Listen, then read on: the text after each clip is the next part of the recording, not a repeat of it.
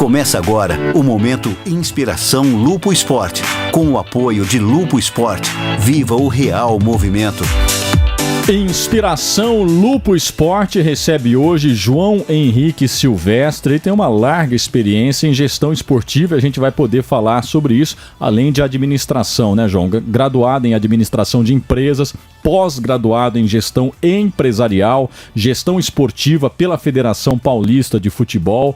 Tem uma carreira diversificada, mas na área esportiva atuou como diretor de futebol da Ferroviária, gerente de futebol do Comercial, e também gerente de grandes competições oficiais como a Copa Paulista e o Campeonato Paulista, além de trajetória também, né, em empresas do setor privado, agora assumindo a Secretaria Municipal de Esporte e Lazer. João Henrique Silvestre, primeiramente bem-vindo aqui ao Jornal da EP. Muito bom dia. Muito bom dia a todos. Eu agradeço o convite, a oportunidade de estar aqui para a gente poder conversar um pouquinho, participar um pouco da nossa cidade com vocês, né, da construção de uma secretaria que vai dinamizar, que vai dar continuidade a todos os trabalhos que estão sendo feitos, que, como você já ressaltou, é uma gama muito grande, né? E a gente não fala só de escolinha, a gente está falando agora também da escolinha da terceira idade, né? Da qual a gente também faz parte. E assim, é um desafio muito grande, mas a gente obviamente sabe que todo desafio também tem as suas grandes recompensas e a maior delas é a gente poder conectar a população, fazer a população aderir ao esporte, seja ele qual for, qual modalidade queira, né? E participar ativamente da cidade, dos nossos valores e da nossa vida cotidiana. É muito interessante você fazer essa abordagem, João, porque quando a gente pensa em esporte no âmbito do município, do que o município pode fazer, né? Você tem o esporte enquanto prática de saúde, né, para prevenção de doenças, ou seja, uma interligação com uma rede de saúde. Você tem o esporte enquanto inclusão, oportunidade, especialmente para a infância e para a juventude. Você tem o esporte profissional, que o município também incentiva e atua. Você tem as praças esportivas, os espaços esportivos, desde das áreas de lazer dos bairros até os grandes palcos esportivos, agora a pista de atletismo, o ginásio, Ferrão, enfim, e outros espaços esportivos de Araraquara. Enfim, qual que é o mapeamento que você faz do momento esportivo de Araraquara e o que você calcula que dá para ampliar ou que dá para criar a partir disso, João? Perfeito. Eu acho que Araraquara hoje ela tem, sem dúvida nenhuma, uma estrutura muito boa para a prática de esporte, né? Não só os campos, as quadras, enfim, tudo que nós temos disponível hoje, as praças que a gente também já vem utilizando, a Secretaria já vem utilizando as praças para o lazer. Uhum. Isso realmente traz um pouco de complexidade em termos da logística, né? Em termos, obviamente, da distribuição das atividades e tudo mais. O primeiro desafio é a gente fazer a manutenção disso tudo, é conseguir complementar, né, as atividades que porventura não estejam indo a um local ou a outro. Uhum. e fazer uma releitura disso tudo dentro, obviamente, de uma filosofia um pouco diferente, uma filosofia que talvez possa sim acelerar uma linha de trabalho, uma linha de formação com metodologia, com a participação de outras secretarias, como a Secretaria da Saúde, como a Secretaria da Educação, a Secretaria da Cultura, porque eu acho que nós precisamos também, nesse momento, fazer um pouco mais de integração das atividades. Uhum. E ter, obviamente, nas atividades um complemento de formação e não só simplesmente uma atividade, uma prática desportiva. Uhum. A gente viu aí na última gestão, especialmente, bastante investimento em obras de impacto para o esporte, né?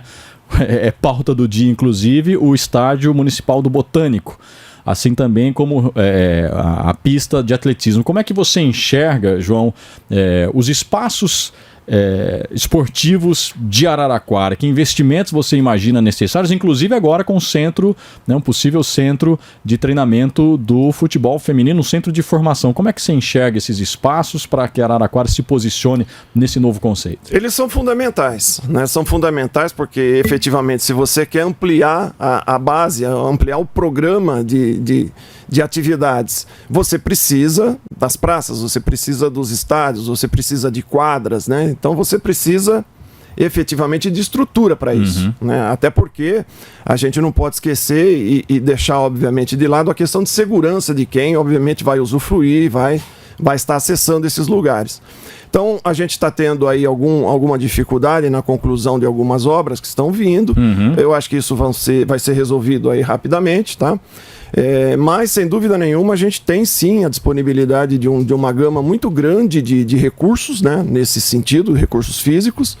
E a gente vai também, dentro de um primeiro movimento, tentar conectar um pouco boas propostas que existem e que estão hoje um pouquinho isoladas, ficam fora da secretaria, mas a gente vai tentar fazer algumas parcerias, né, com esses locais. Eu vou dar o exemplo aqui, o campo do Benfica, eu vou dar aqui o outro exemplo da quadra do 22 de agosto, né? Então eu acho que esses lugares vão ser fundamentais, além da gente aumentar um pouquinho a eficiência de utilização daquilo que nós temos disponível.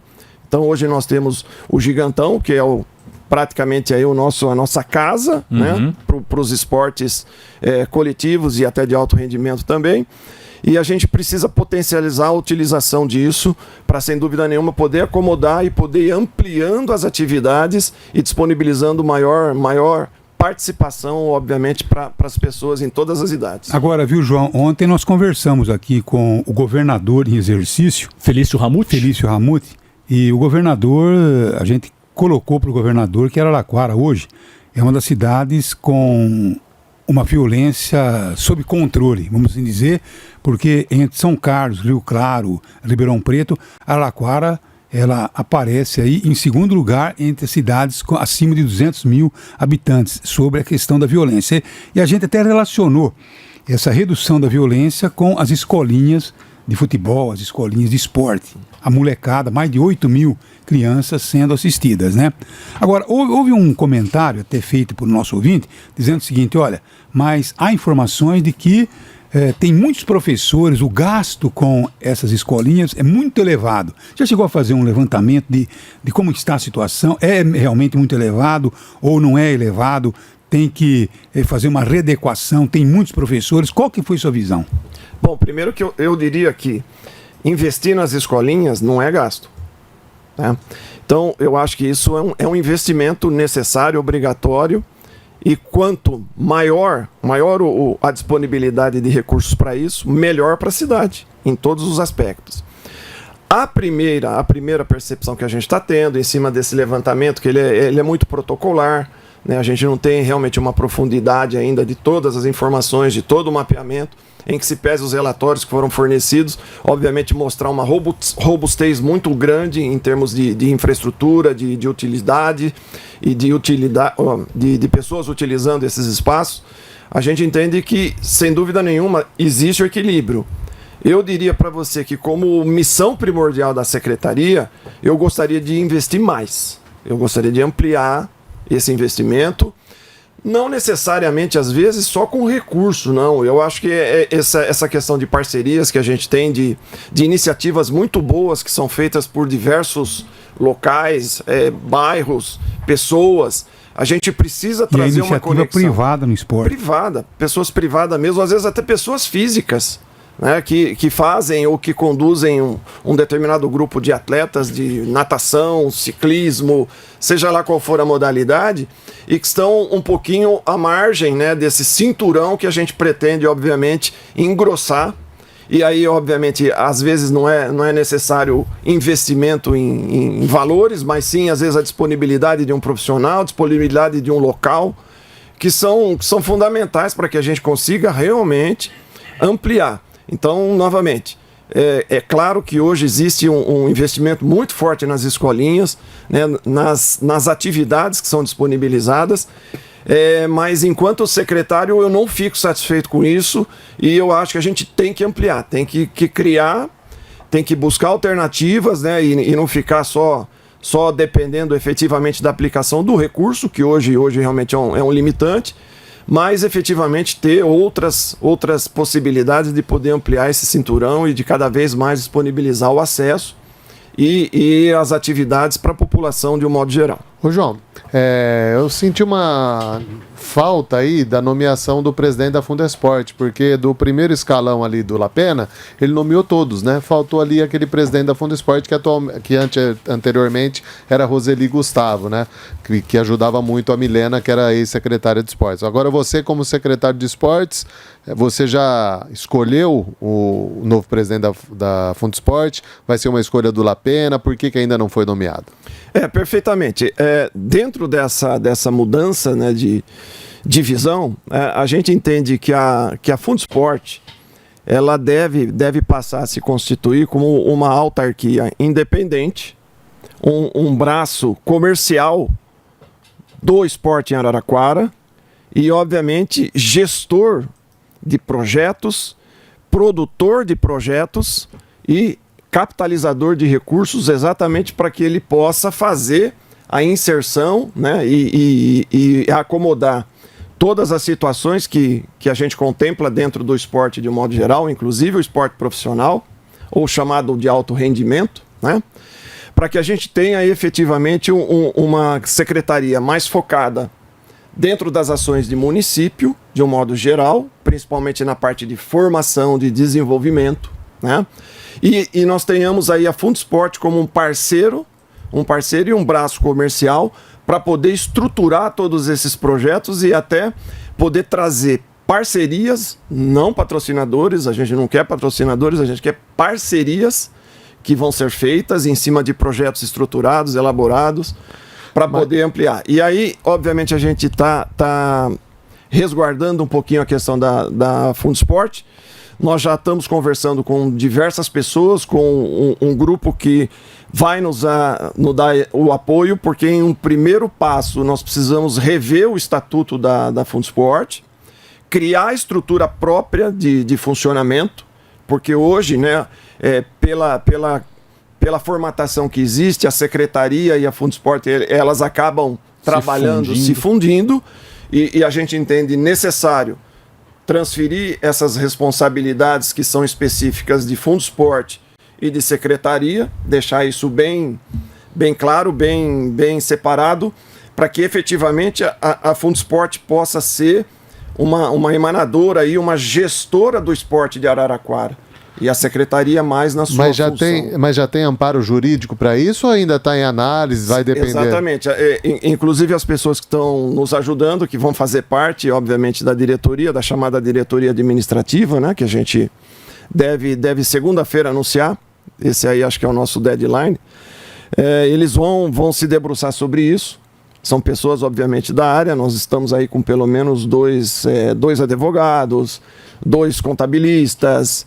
Enfim, é um grupo um pouquinho heterogêneo. Nem todos estarão presentes nas nomenclaturas, mas o grupo, na verdade, ele tem hoje pelo menos 8 ou 10 pessoas aí que vão estar nos ajudando nessa empreitada e principalmente nessa revisão. Então, necessariamente não vai precisar ser uma pessoa ligada ao esporte para comandar a Fundesporte. Por exemplo, a Roseli tinha um nome histórico no esporte de Araraquara e tal. Provavelmente não vai ser esse o perfil, vai ser mais um gestor, mais alguém da administração que vá buscar parceiros, é isso? Exatamente, tá? Exatamente. Agora, ele pode ser ligado ao esporte também, né? Principalmente porque nesta primeira etapa, como eu tô enfatizando a questão do estatuto, e até a gente acabou demorando um pouquinho, exatamente porque esse grupo que vai nos assessorar, que vai nos ajudar, não teria disponibilidade de assumir a presidência nesse momento. Então a gente está procurando alguém que tenha um perfil inovador, alguém que tenha um perfil alinhado com essa proposta que nós, obviamente, pretendemos desenvolver, né? E aí a gente vai fechar isso junto, né? Não é uma nomeação do secretário, isso aí é do grupo, todos estão, obviamente, colocando as suas posições, as suas opiniões, e a gente vai fechar em consenso isso, e aí a gente vai nomear, então, uma estrutura administrativa, né? Eu não, inclusive, não vou tirar da linha de ter a mesma equipe que está hoje lá trabalhando, talvez com exceção da Roseli, porque a presidência a gente efetivamente está assumindo, né? Então, muito provavelmente a gente vai fazer essa composição e mesmo que não tenha ainda toda a chapa, né, definida, toda a estrutura definida, o grupo vai estar trabalhando e, obviamente, depois, na hora que o estatuto estiver finalmente remodelado, a gente vem. Agora, viu, João, quando citaram o seu nome, que não tinha ainda nada definido, eu falei, olha, seria um bom nome, um ótimo nome e tal, mas eu duvido que o João aceite, porque ele tem muitos compromissos empresariais e tal, né? Administrar tudo isso, né? Dá para conciliar? Muito difícil, Madalena. A decisão foi muito difícil. A gente está até num programa aqui de superação, né? E, assim, a minha decisão definitiva de assumir a secretaria, ela aconteceu no dia 22 de dezembro, muito próximo do Natal. Seu nome já estava anunciado nessa época. Já estava anunciado, mas eu tinha um compromisso com o Dr. Lapena de trabalhar a transição para ele, de apresentar um projeto e uma ideia do que ele precisaria e mais especificamente na Copinha, que começa hoje, né? Que a gente precisava efetivamente ter essas decisões aí, esse acompanhamento mais de perto. Então eu me prontifiquei a fazer isso, eu já tinha até discutido com ele, falei, doutor, não vou ser nomeado. Mas ele, com a perspicácia dele, falou, não, tranquilo, pode deixar. Aí no outro dia já mudou um pouquinho, aí foi acrescentando, o projeto foi sendo costurado, a gente foi se integrando e se inteirando um pouquinho dos assuntos da Fundo Esporte e da secretaria. Não vou deixar também de ressaltar aqui que o irmão também deu um puxãozinho de orelha e falou, é aqui, cara, vai lá, contribui, né? Só para contextualizar, o irmão que ele se refere é o técnico Dorival. da seleção Exatamente, brasileira, Dorival Júnior. Dorival, então, te incentivou a essa decisão? Incentivou porque a gente sempre achou que a linha de formação do esporte, a linha de formação, ela vinha se perdendo ao longo do tempo. Isso olhando mais diretamente futebol, né? E a gente conversava muito sobre fazer um modelo diferente, um modelo que pudesse realmente desenvolver pessoas e profissionais para serem atletas profissionais e não efetivamente desenvolver jogadores, né? Porque você tem um exemplo, né? Dudu, o Júnior, o Dorival, né? Então, é tio dele, né? Que é tio do... Perfeito, sim. Aliás, o Dudu foi sempre um exemplo, né? O Dorival também, de comportamento dentro e fora de campo, né? Exatamente. É isso aí que precisa. Aliás, o atleta brasileiro profissional precisa ter exatamente essa formação, porque a gente percebe que eles perderam.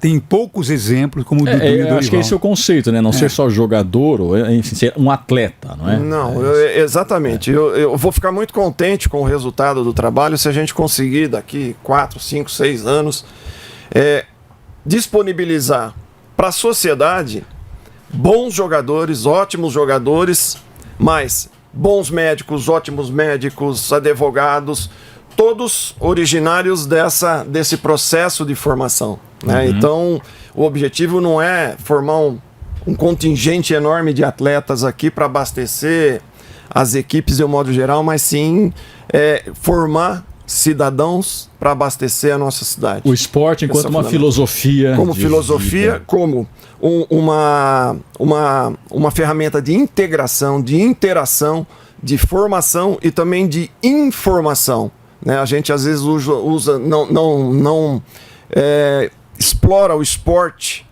como informação, como pedagogia, como didática, e tem muito no esporte para a gente aproveitar, principalmente dentro dos conceitos de cidadanias que a gente pode extrair dele. Agora, viu, aqui, esse programa aqui tem exatamente uma inspiração no Lupo Esporte, e a Lupo está incentivando esse trabalho junto com as pessoas que fazem, contribuem, praticam o esporte, e o João está dentro dessa linha, né? Agora, João, mudando um pouco de conversa, um dia conversando com o Dorival, agora há pouco tempo ele passou aqui por Araraquara, eu falei, Dorival, coloca o Estevão na direita, coloca o Hendrick no meio e o... Como é que chama lá? O Vini na esquerda, né? Ele deu risada, né? Você conversa com ele a respeito da seleção ou não, hein? Bom, eu converso, Madalena, mas... Se dá alguma sugestão? Eu não sei se quando eu converso com ele, ele tá andando de bicicleta com o netinho dele. Não sei se ele tá vendo TV, ele não dá muita atenção, mas... O que eu gostaria de falar assim, a gente sempre troca alguma figurinha, passa a nossa percepção, mas logo quando eu comecei na Ferroviária, num dos primeiros momentos a gente foi em Rio Preto, perdemos o jogo do Rio Preto de 1-0, eu voltei com o João Martins aqui do meu lado. O João Martins falou, eu não sei se eu faço isso, se eu faço aquilo, o que será que o Júnior faria, né? Na verdade ele falou Pica-Pau, né? O que o Pica-Pau faria? Falei, vamos ver. Peguei o telefone e liguei para ele. Falei, Júnior, tô com o João aqui, tá com uma situação assim, ele não sabe se ele mexe aqui, se ele mexe ali. Ele virou para mim e falou, tá no Viva Voz? Falei, tá.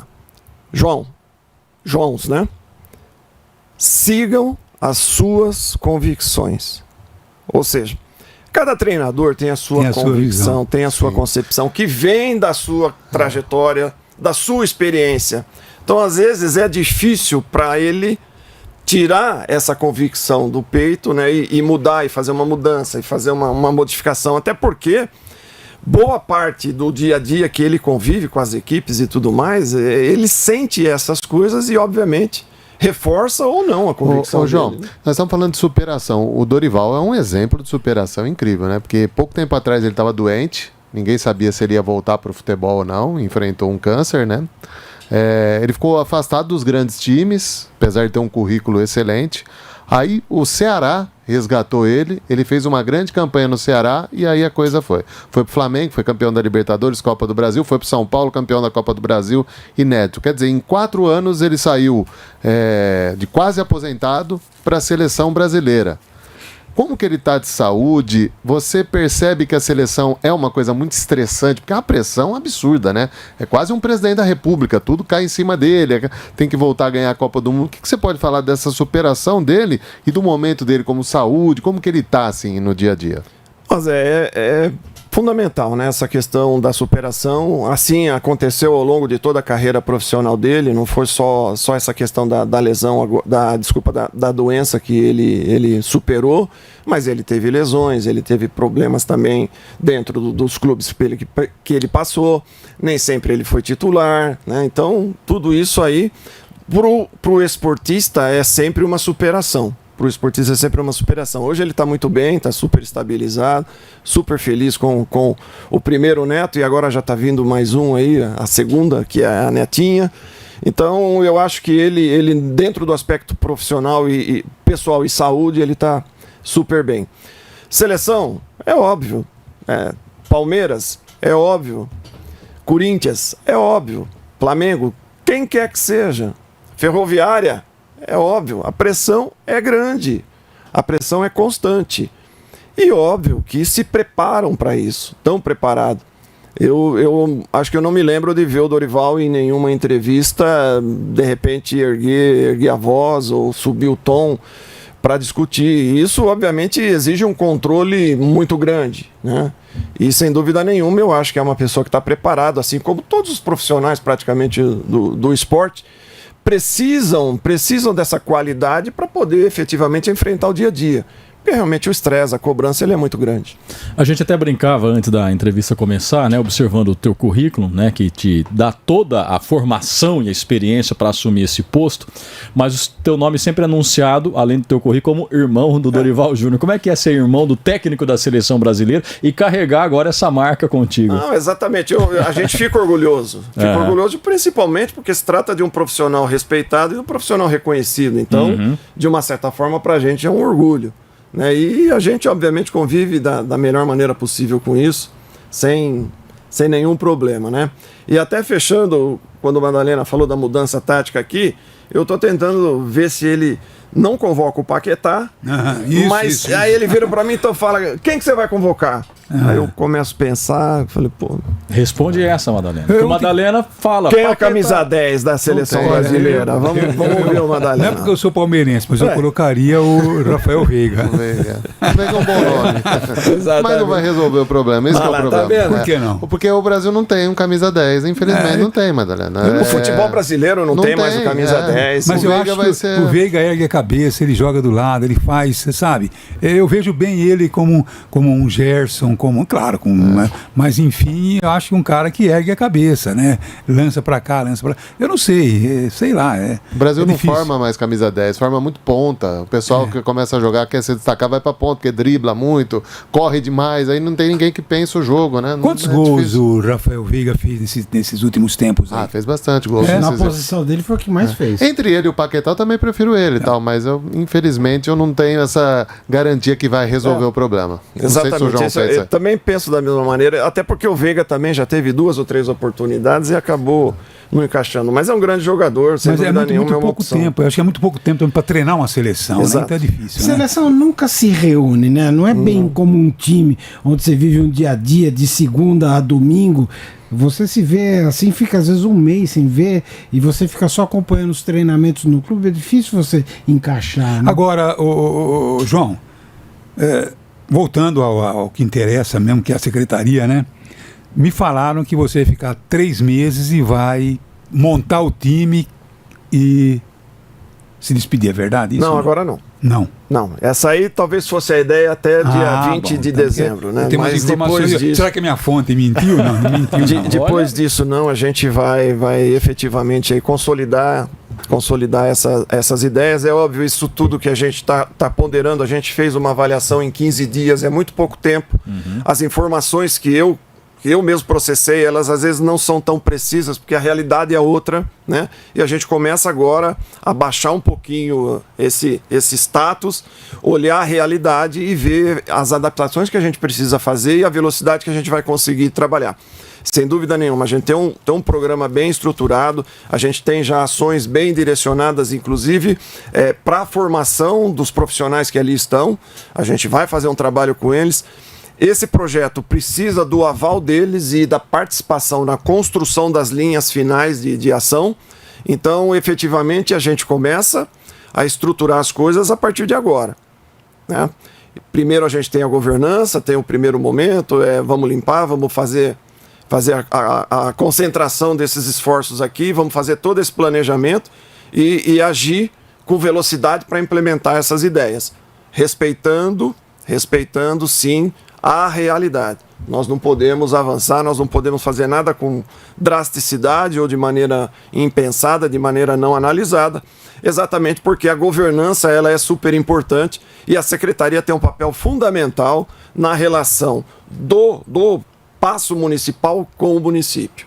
E nós precisamos preservar. Porque eu não tenho ideia porque a maioria dos professores, o pessoal que integra a Secretaria de Esporte, são pessoas de carreira ou são pessoas contratadas? Não, a grande maioria são de carreira. De carreira. Então você tem que, ou então, se você tiver uma ideia, você tem que colocar essa pessoa fora dali para atuar numa outra situação. Não, mas eles são treinadores, né, Madá? Independente da filosofia, né, João?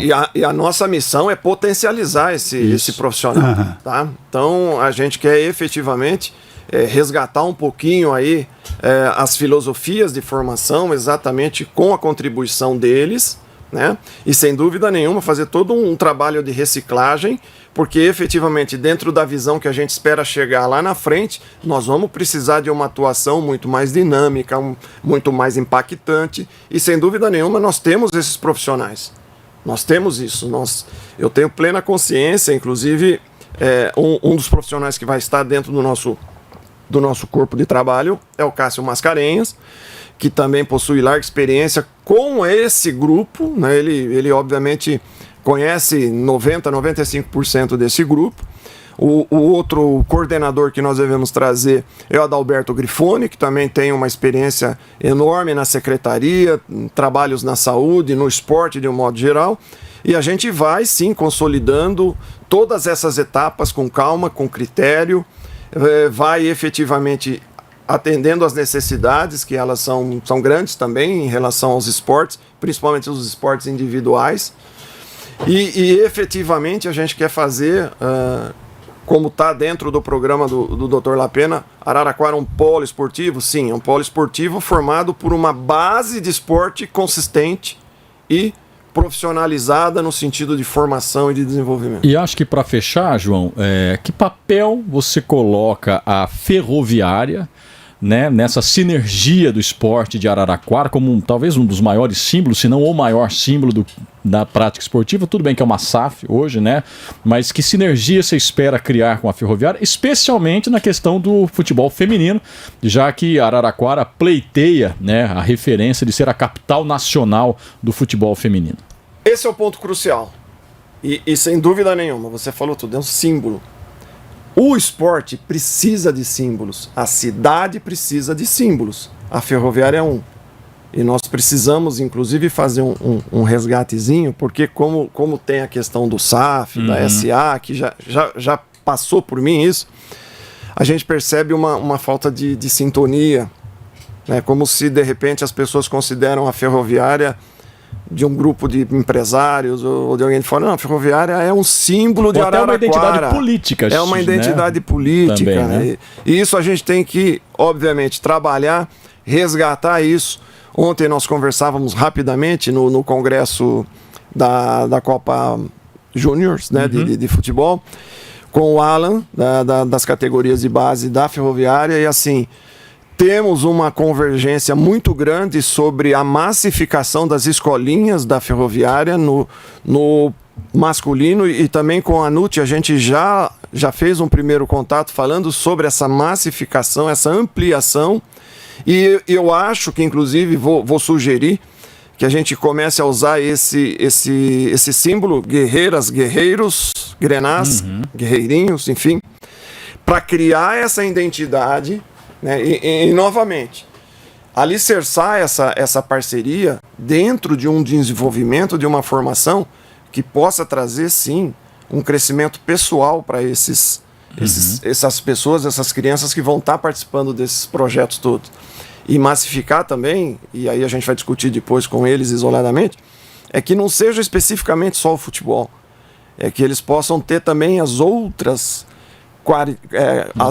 modalidades inseridas dentro desse processo das próprias escolinhas de futebol.